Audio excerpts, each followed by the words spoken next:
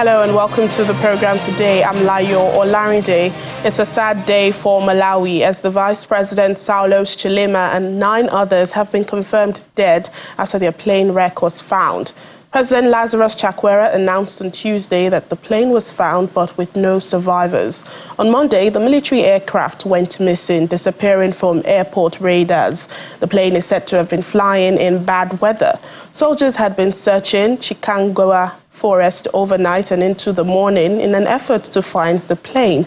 In a news briefing on Tuesday, President Chakwera said the Malawian Defense Force commander had informed him that the search and rescue operation had been completed and the plane was found, albeit with no survivors.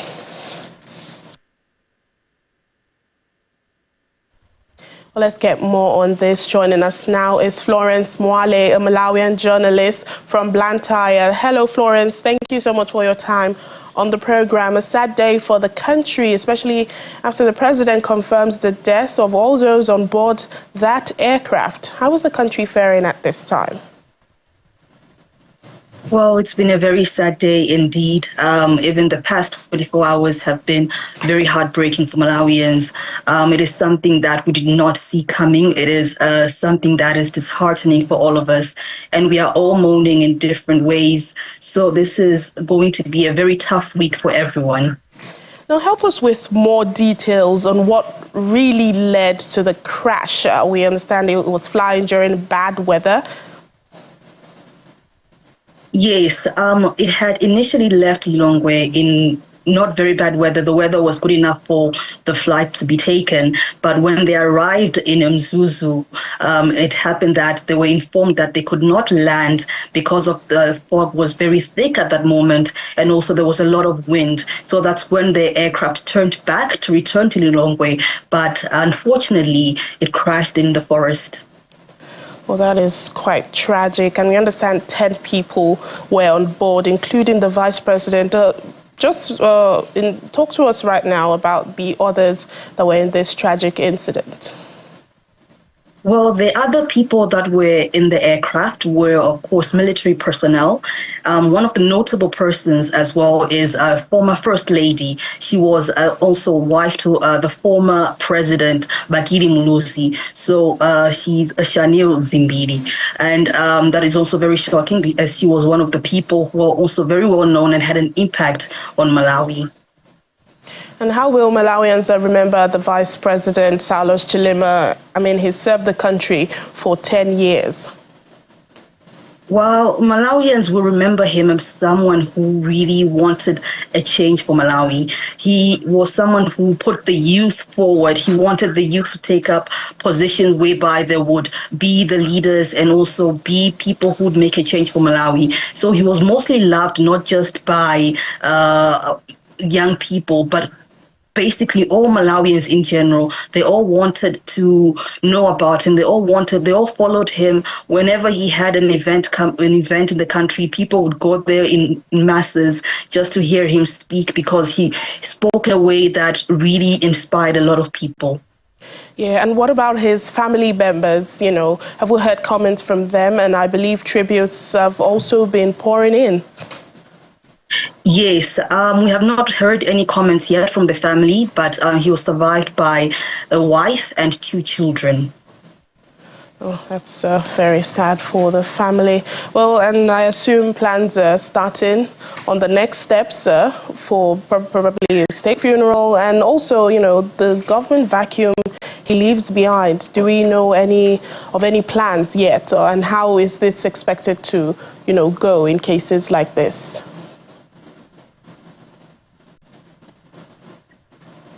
The government is yet to inform Malawians on the next step forward, depending on the vacuum that has been left by his death. But what we know so far is that the president, Lazarus Chakwera, will have to choose someone to take up the position of the vice presidency. And also on the state funeral, we are yet to be informed on how it will go about. But right now, what we know is that the remains of those people who have died in the accident have now been taken from the crash site, and they're going to Lilongwe, where they'll possibly where people have to where the state funeral arrangements will be made. All right, then. Thank you so much. Florence Mwale, Malawian journalist, thank you for your time on the program. Thank you very much for having me. Moving on to the Democratic Republic of Congo, the death toll in an attack in the eastern region on Friday by militants and Islamist rebels has risen to at least 41, while the government announced this figure on Monday. Red Cross volunteers and young people from the village of Masala in the eastern North Kivu province have been searching for bodies since the incident. Locals say armed men using guns and machetes attacked residents of the villages of Masala, Keme and Mahini. Well, the North Kivu province has been plagued by violence from M23 rebels in recent months, but the army says the Allied Democratic Forces are behind these latest attacks. The group has been present in the DRC for 3 decades and regularly carry out assaults in the provinces of North Kivu and Ituri against the Congolese army and also the villagers.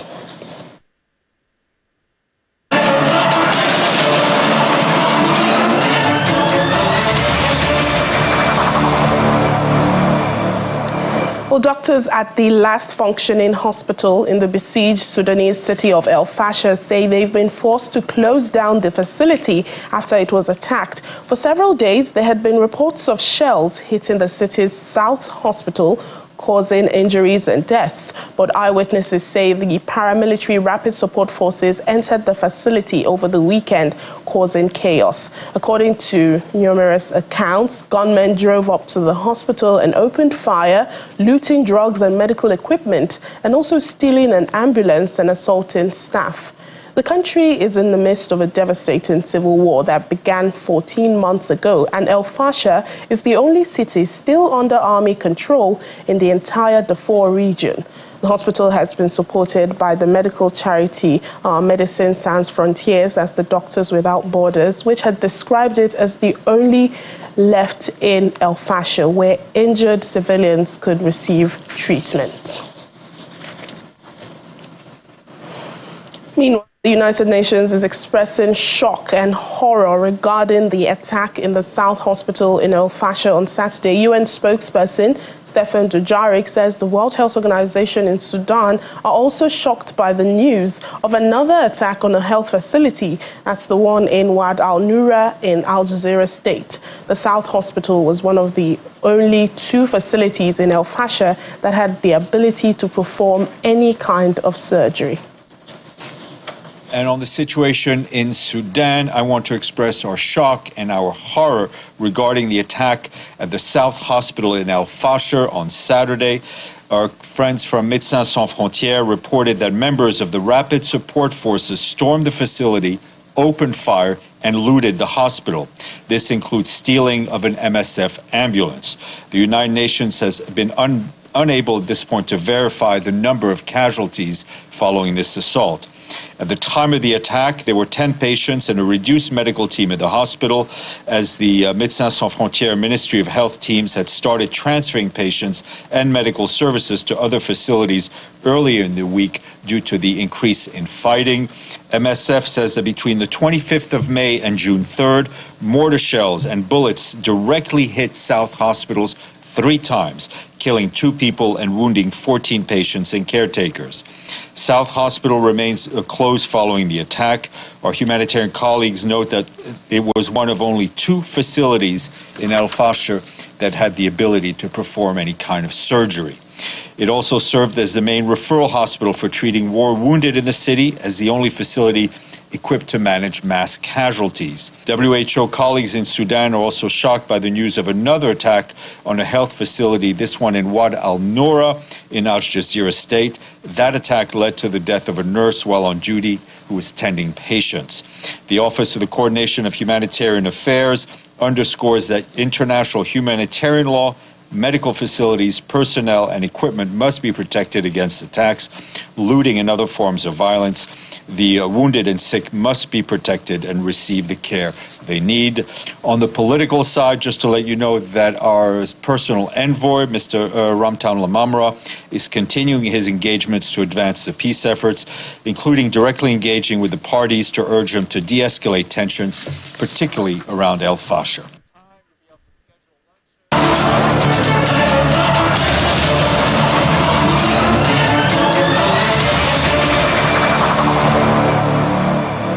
Russian Foreign Minister Sergei Lavrov has met with his South African and Ethiopian counterparts, speaking of the continuity of friendly and sustainable relations with the countries. Now, this is on the sidelines of a two-day meeting of foreign ministers belonging to the BRICS bloc of emerging economies, which is underway in the Russian city of Nizhny Novgorod.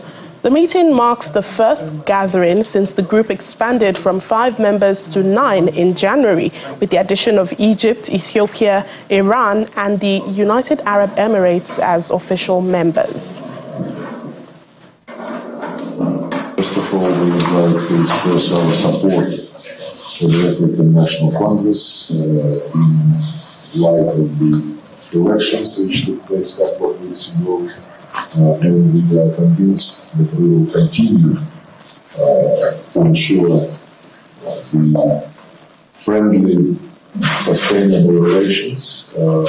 This continuity was already confirmed by our South African friends. So this year we're celebrating 30 years of freedom from apartheid, and this is a very important anniversary for us because it signals that we are entrenching freedom and democracy in our country. So I associate the Russian Federation very closely with the progress that South Africa is making.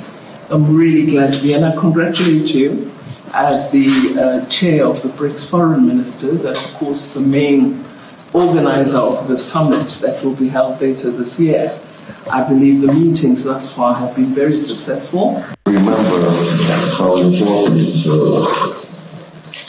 it was a series of meetings between President Putin and Prime Minister Abiy Ahmed.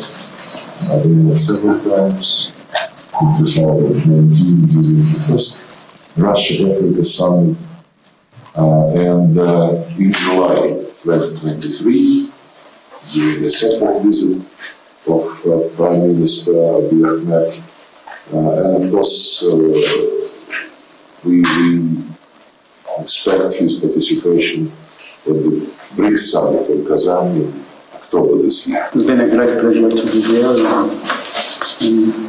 in your beautiful city. I'm quite, as I said earlier in the morning session, quite delighted to be welcomed by traditional cultural setting. At the train station, I came by train from Moscow.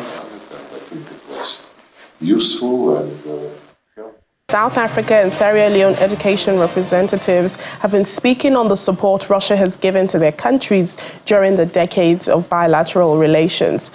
Solani Khumalo, South African Chief Director of International Relations, Department of Higher Education, Science and Innovation, says Russia is not only a friend of South Africa, but of the African continent.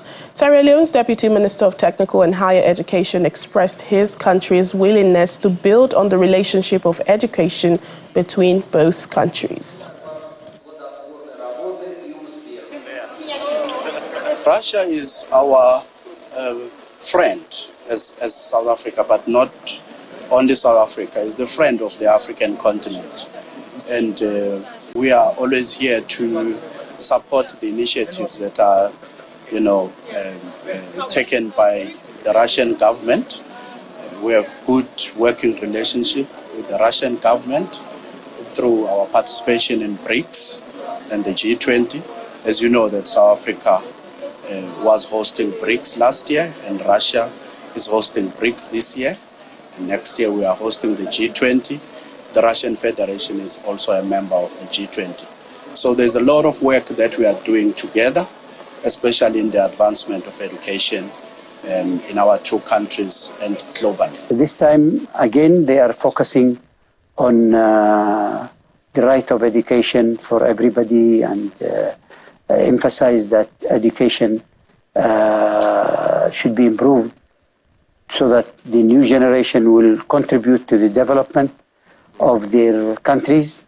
And this is a very important issue. And of course, there were several other discussions like how to use digital technology in education and also artificial intelligence, how much it can be helpful for the educational system.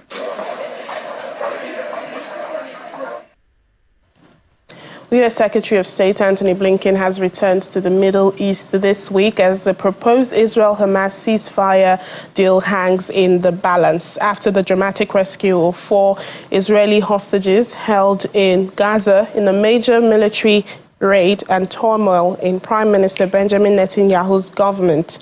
On Monday, Mr. Blinken arrived in Cairo, Egypt, meeting with President Abdel Fattah al-Sisi as part of his 8th tour of the Middle East.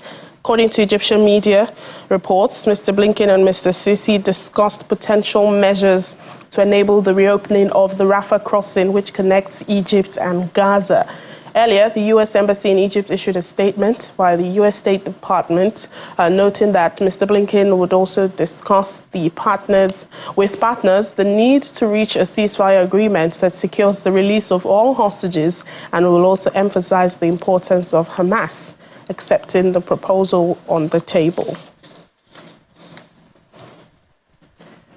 Now, the search continues for 150 people who are still missing after their boat capsized off the coast of Yemen, according to the International Organization for Migration, IOM, and local officials. At least 39 people from the Horn of Africa have died. Survivors told rescuers that the vessel carrying 260 migrants sank on Monday in strong winds. The IOM says it is now providing aid to about 71 survivors. Local authorities in Rudum, east of Aden, said that those on board were migrants, mostly from Ethiopia, who use Yemen as a transit point to reach the Gulf states. Well, back here in Nigeria, the Jigawa state government says it is committed to transforming fishing activities in the state. The governor, Umar Namadi, reveals this during the 3rd edition of the Ayo Fishing Festival. Our correspondent, Sadiq Ilyasu, has more in this report.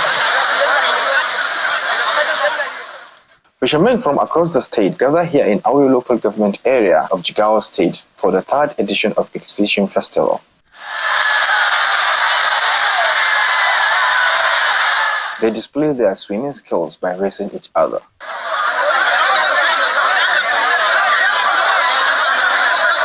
Each participating group is in the water to catch the biggest fish.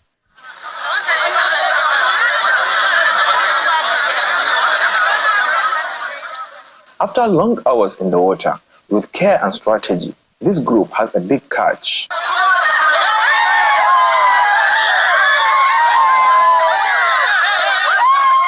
They celebrate as the size of the fish gives them hope.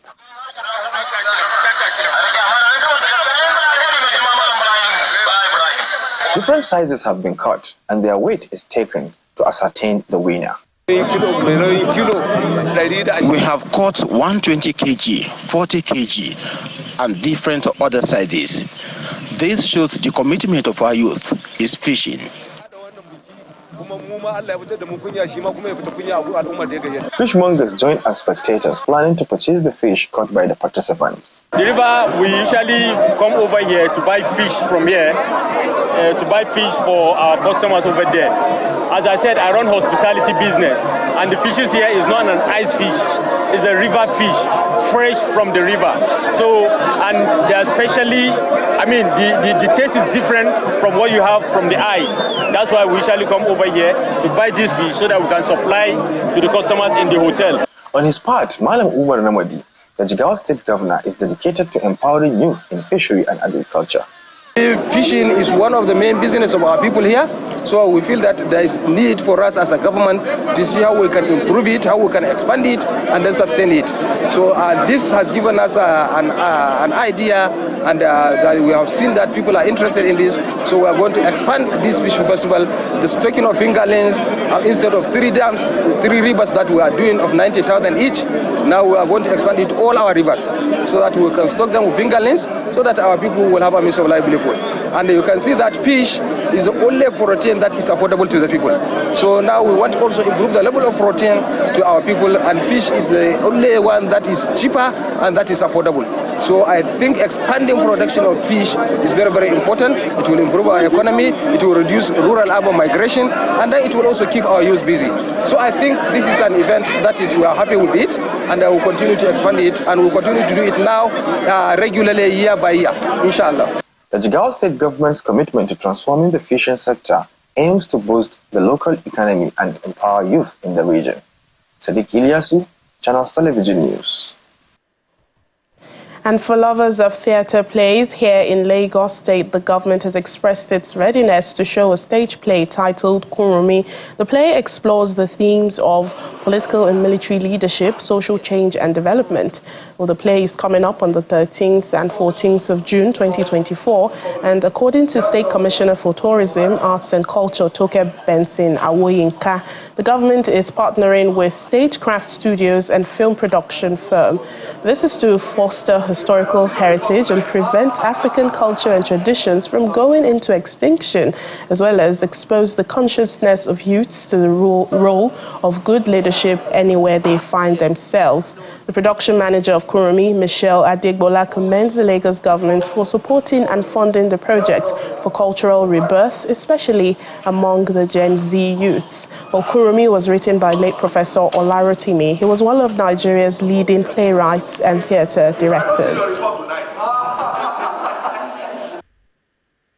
The stage play Kurunmi, written by the renowned playwright Olarotimi, is a historical play that tells the story of a legendary Yoruba king, Kurunmi, who embodied courage, wisdom, and leadership.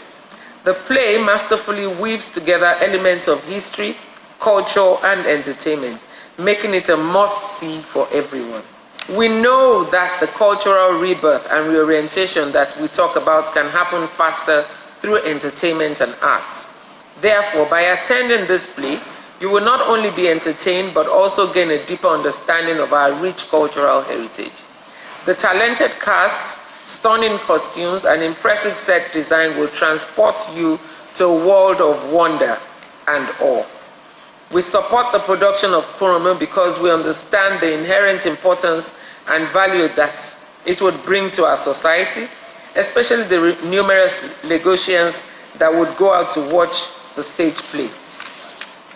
I urge all residents and visitors to join us in celebrating our cultural excellence by watching Kurunmi. Let us all come out to support and watch this together, creating Lagos and making sure it is at the art capital of Nigeria. It's not just the play we are bringing to you. We want to see, we're not just bringing the plays to our audiences. We want every brand, every company, everyone in our culture, in our state, in our country, Nigeria, to align with that vision of connecting with our heritage, with our culture. And so the play will be staged at the Alliance Française on the 13th and 14th of June 2024 at by 11 a.m., 3 p.m. and 6 p.m. Also in July on the 20th and 21st of July 2024 by 3 p.m. and 6 p.m. We're excited to bring this to you. And that's it on the program today. Thank you so much for watching. I'm Layo Olarinde.